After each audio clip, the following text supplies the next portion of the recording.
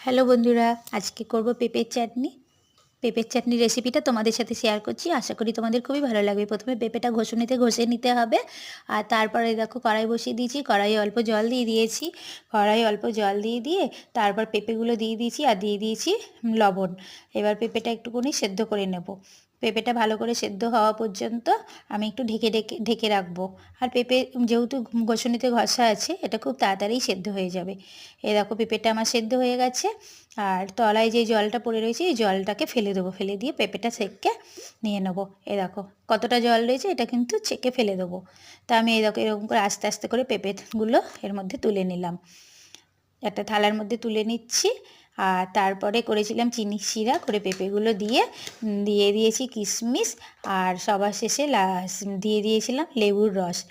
দেখো বন্ধুরা কেমন হয়েছে, ভালো লাগলে লাইক কমেন্ট করো আর পাশে থেকে